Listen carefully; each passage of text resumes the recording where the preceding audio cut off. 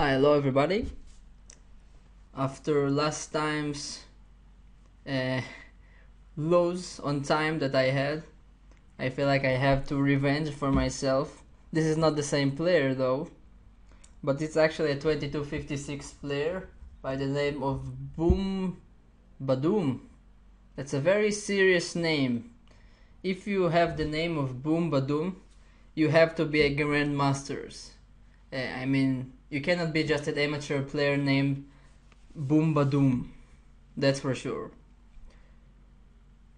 So I'm really hoping he's here and that the game would be about to begin.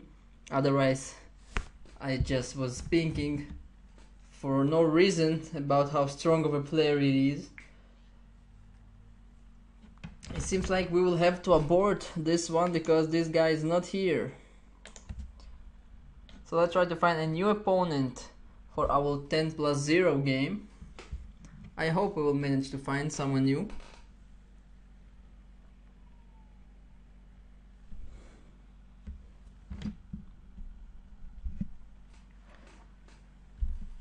So, nobody wants to play against me today.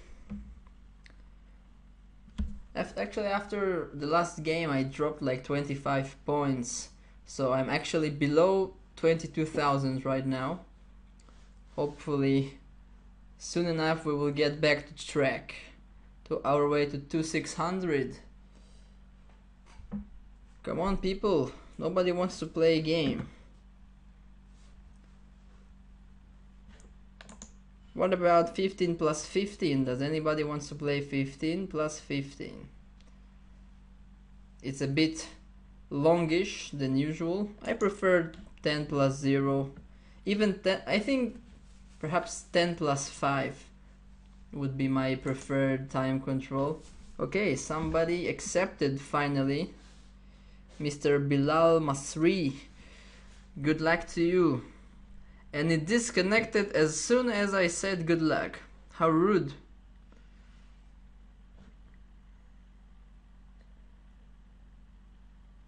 Come on people, we're trying to make a video here and you all disconnect. Shame on you people.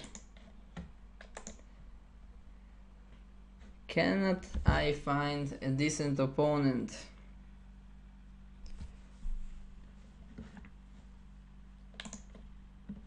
I want to play actually 10 plus 5. This would be my preferred. We're having some difficulties to find an opponent, so I will lower my formula of players. So we did find an opponent at the end of the day by the rank of 1933. Hopefully it would be high level enough. So I feel like in the last games I've always opted for the Grunfeld defense. So let me try to play something different this time. Let me go for some Nimzo Indian type of game. But he plays bishop g5, showing no intentions of playing any kind of d4, c4 opening, any kinds of queen's gambit. He just wants to play some London system type game, which is a very, very popular thing to do nowadays for a lot of people. So people just want to get out of the opening in a kind of very safe and stable position without being obliged to know too much of a theory.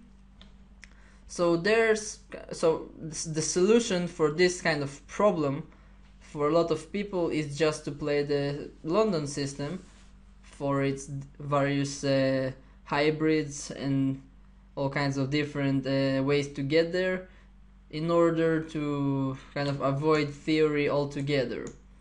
This has some advantages as well as some drawbacks, for sure.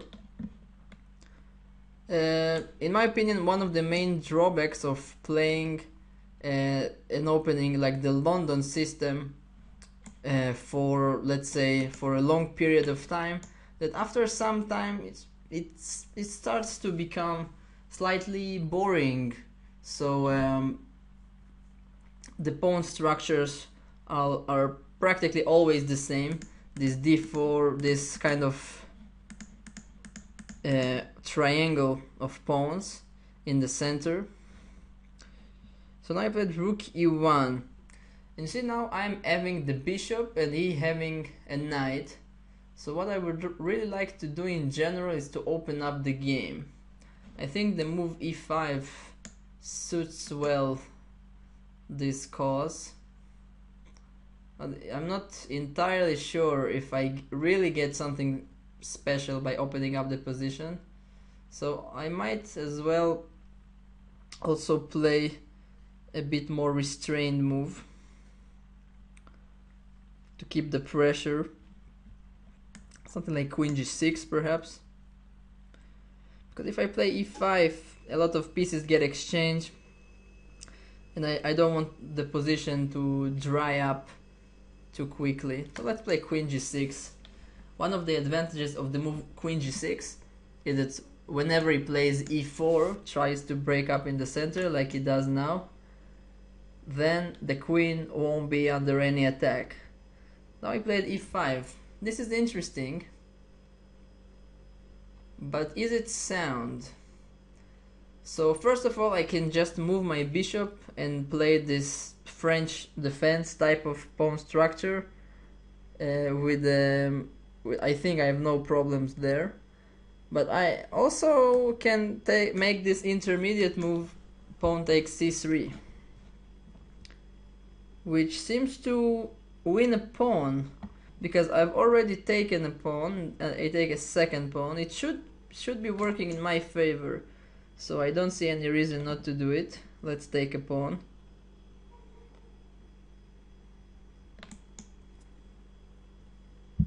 Yeah, so at the moment I'm pawn up, and this pawn on d6, at the moment it's a big question whether it's a weakness or an asset, but it's for sure a pawn which is difficult to maintain, for him at least. Let's play the rook to c8, trying to round up that pawn. He's playing extremely quickly. Not so sure if that's a good strategy.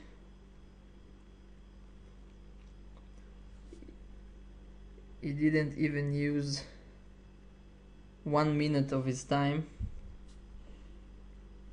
Let's play... I want to play e5. This is the first move which comes to mind. But I really want to avoid him playing knight to b5. Even though I might get away with this. If I manage to get this pawn on d5, I will just have a winning position. So my main job for now is to do everything which is possible to take the pawn. And he's continuing to play extremely fast, thinking that this would help him. But this is a very long time control, 10 plus 5. I am really not afraid of being in time trouble. If in the previous game that I've played on this the last classical game that I've played, I actually had lost on time, but this was without an increment. On the contrary, this game is played with increment. So I don't see any troubles from this perspective. Now I really want to get this pawn on d6. So let's play a5. We'll try to trade the pawn from a5 for the pawn on d6. The pawn on d6 is much more important. So it seems to me like a good exchange for me. Now I wanted to play b5. Now my idea is to go the pawn to b4 to drive away his queen somewhere, and then to take the pawn. Now he wants to play knight e7 check, but I already calculated this. I think I can still play b4, because if he checks I will go to e7, to h7, and this way I think I will need to sacrifice an exchange, but I will have to connected passed pawns, so I should be okay. Yeah, from afar I a bit forgot that he can actually move the queen. But okay. Two connected pawns in exchange, and one pawn in exchange for a rook, an exchange for exchange. Looks fair. Probably I had something simpler. I think I made a mistake going for this variation.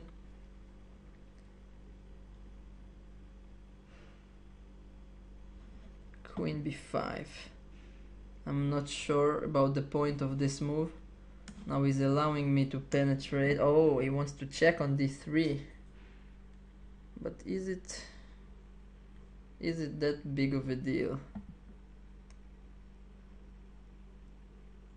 I can also push the pawn, but then it would become under some immediate fire.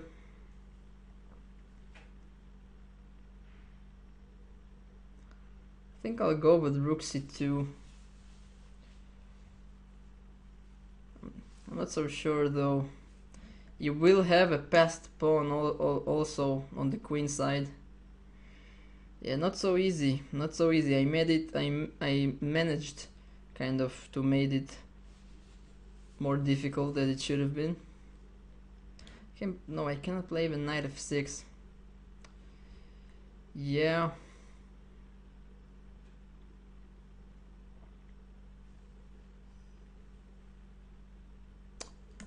I'm running out of good options here.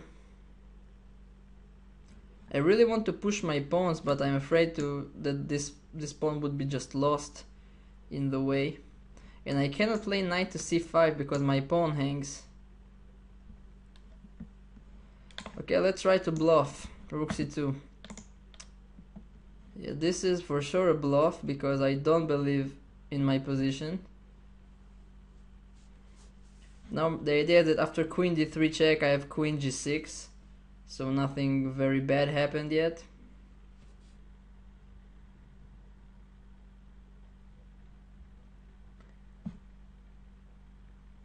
Now if I'm allowed I will play. Okay, he played rook e2, and this is, I'm quite happy to see this move because I believe I can play d3 right now. But it seems like he's still managing to hold on. Damn it. d3 he can take on c2 and then play queen e2. I'm not able to maintain my position. And I really don't want to exchange rooks. That's the problem. I'm forced to place rook c5 probably. Yeah, I don't really want to play this move, but my only chance, in my opinion, is to keep the rooks on the board. So I don't have much choices. Yeah. I made it way too complicated. And the really annoying thing for me is that had I had now a pawn on the a file, something like a5, it would have been that much more difficult for him to create a passed pawn of his own. But now with my pawn being on a4, on b4, he can always play a4 in one move and to create an instant passed pawn, which is so annoying. And now I'm going all in. I don't have much choices anyway. Of course, it's very risky to open up the king position like this, but I just have to gamble on my passed pawns. This is my only chance here. I don't think he played too well in the last moves, allowing me to advance my pawn so much. Now I can choose between taking with the king and taking with the queen. If I take with the king, I'm putting my king in a very exposed position, but it's really a big question if he can actually exploit it, because I want to keep my queen active on d6.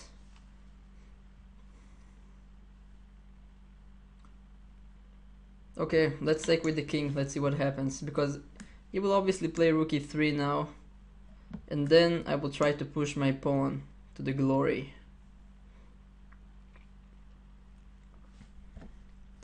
Once again, I must say that my position is very risky here.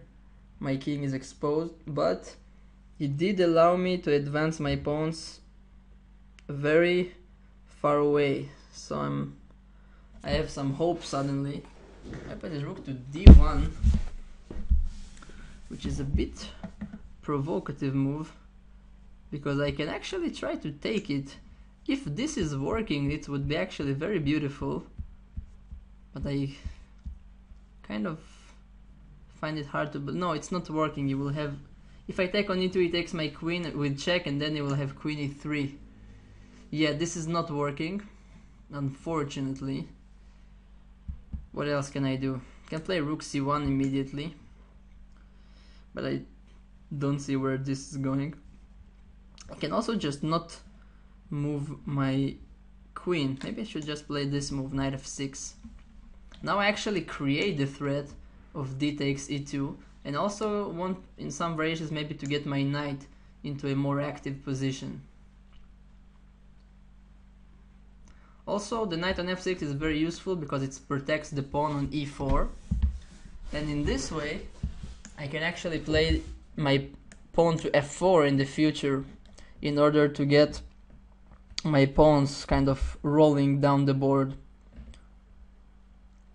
So I'm feeling like my position definitely have chances now. I think before that, if white had played some more accurate moves, I wouldn't have any of that. Now he's allowing me to play the move f4 that I wanted to play anyway with the tempo. Now my rook actually might also come to the attack whenever I need, which is also very nice to see. And now I'm starting to get more confident in my position. I can already play d2. If I can play a move like d2, it has to say something good about my position. Actually, the move rook h5 almost traps his queen, but he has this move queen c8, unfortunately, very much unfortunately.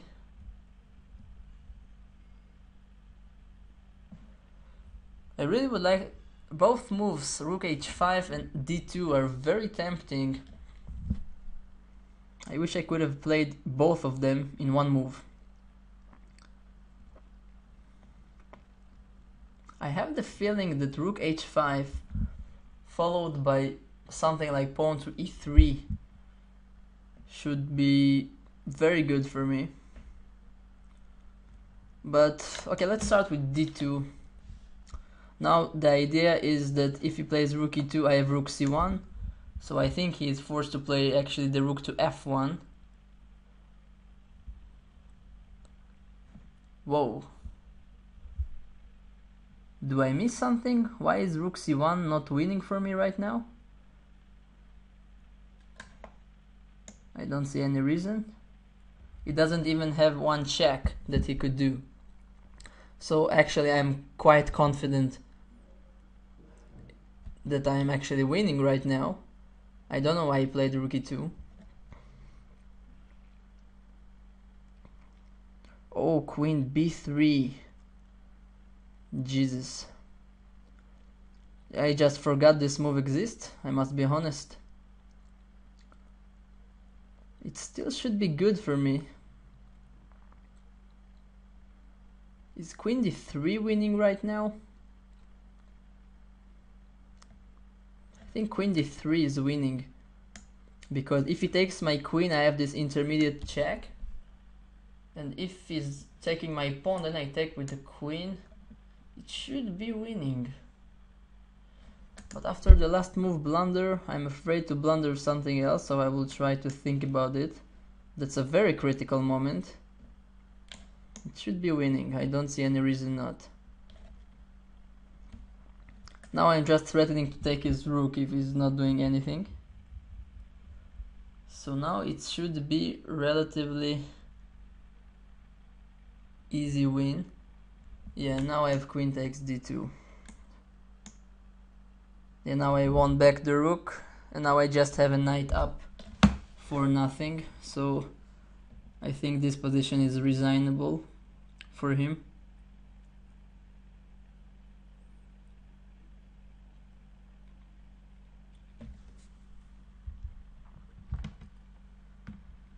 That was actually a very intense game. I had a lot of fun. No, but now let's finish it with a checkmate. I have knight g4. Then I have knight takes f2 check, and then next move would be checkmate on h1. Well, technically not checkmate, but yeah, black is winning. Yeah, he resigned. Very interesting game. I mean, at least at some point, some parts of it were very interesting. Let's see. I think the critical mistake on my side was somewhere around here. Yeah, this b5 I just lost the exchange. Computer said I should just play king h8. So now after knight d5, this is not a check anymore, so I can just play a move like rook c2. And the computer just says kind of the pawn on d6 not bothering him, and he will pick up this pawn later. This is sensible because I just blundered that he can play this move queen takes a5, and now I had to fight for my life. Yeah. Now I actually was surprised with all of these h4 moves. I thought white would just play something like a4 and try to push his pawn, but I have rook c3. So maybe the position was not as easy as I thought. Maybe I have more chances than I thought. But he allowed my pawns to advance so forward. Yeah, actually knight f6 was the best move here. Now, yeah, I think I've just found the best moves. Yeah, rook h5 was winning immediately because of e3. Oh, I have f3 here. Wow, this is beautiful. This is beautiful. Now I'm threatening to checkmate with queen h2 followed by queen takes g2. And if he takes, I have just checkmate like this. Oh, this is beautiful. I'm feeling quite bad that I didn't saw that. But I think d2 is also good enough to win. And now this queen d3 move is apparently checkmate in 11 moves. That's funny. Okay, anyway, it was a fun game. Definitely a fun game. Hope you enjoyed it. Thank you very much for watching. See you next time.